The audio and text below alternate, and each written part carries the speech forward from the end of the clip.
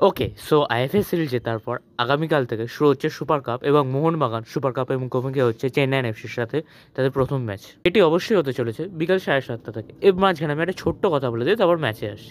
মোহনবাগানের যে ম্যাচগুলি, অর্থাৎ ফাতোরদা স্টেডিয়ামে যে ম্যাচগুলি হবে, সেই ম্যাচগুলি আপনারা জিও হটস্টার এবং স্টার স্পোর্টস 3-তে লাইভ দেখতে পাবেন। কিন্তু যে ম্যাচগুলি বাম্বলিনে হবে, বিশেষ করে ইস্টবেঙ্গলের ম্যাচগুলি, সেগুলো কিন্তু জিও হটস্টার বা স্টার স্পোর্টস 3-তে লাইভ দেখা যাবে না। রিসেন্টলি যা জানা যাচ্ছে, ইন্ডিয়ান ফুটবলের ইউটিউব চ্যানেলে এই ম্যাচগুলো লাইভ দেখা যাবে।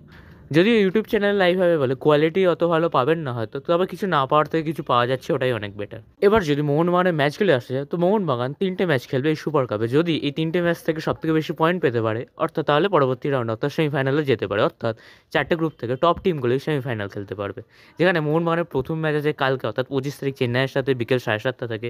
এরপরের ম্যাচটি আছে ডেম্পো এসসির সাথে 28 তারিখ, এবং ফাইনাল ম্যাচটি যেটা আছে, যেটাই হয়তো এই গ্রুপের ভাইটাল ম্যাচ, ওই ম্যাচটা যে জিতবে সে হয়তো গ্রুপ টপ করতে চলেছে, সেটা অবশ্যই হতে চলেছে 31 তারিখ, অর্থাৎ মোহনবাগান ভার্সেস ইস্টবেঙ্গল। এর মাঝে বলে দিই, চেন্নাইন এফসি তাদের আইএসএল স্কোয়াডটা এই সুপার কাপে নামাবে না, তারা অল ইন্ডিয়া স্কোয়াড নিয়ে নামতে চলেছে। অর্থাৎ কালকের ম্যাচটি মোহনবাগানের জন্য মেবি সব থেকে ইজিয়েস্ট হতে চলেছে, কারণ যতদূর যে খবর পাওয়া যাচ্ছিল, ডেম্পো নাকি আইএসএল খেলতে চায় মোহামেডানের বদলে, তাই তারা একটু বিদেশি রোলার স্কোয়াডও তাদের আছে।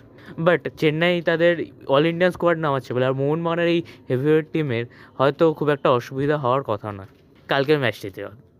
কালকের ম্যাচে লাইন আপ প্রেডিকশন কী করা যায় সেটা নিয়ে ভাবছিলাম। তারপর অ্যাকচুয়ালি মলিনার লাইন আপ প্রেডিক্ট করা একটু কষ্টকর, এবং তার ওপর যেহেতু চেন্নাই অতটা শক্তিশালী টিম নয়, তাই আমার মনে হচ্ছে মোহনবাগান ডিমি পেত্তাতস এবং রবসান রবিনকে অ্যাটাকিং হিসাবে স্টার্ট করিয়ে পিছন থেকে অ্যালবার্টো রড্রিগেস এবং টম আলডেটকে দিয়ে খেলাতে পারে। এছাড়াও দুটো লেফট ব্যাকে সুভাশিস বোস এবং মেহতাব সিং থাকতে পারে, এবং মিডিলে অবশ্যই আপুইয়ার সঙ্গে থাপাকে খেলাতে পারে।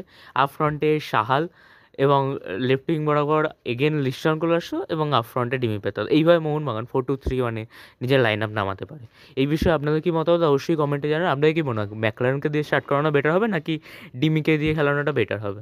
এবং আপনাদের কি মনে হয় আমরা কালকে চেন্নাই এফসি কতগুলো হারিয়ে আমাদের এই সুপার কাপের জার্নি শুরু করতে চলেছি? অবশ্যই কমেন্টে জানান। তো আজকের মতো এইটুকুনি বন্ধুরা, ভিডিওটি ভালো লাগলে অবশ্যই একটি লাইক করে দেবেন এবং চ্যানেলটিকে সাবস্ক্রাইব করে দেবেন। টাটা।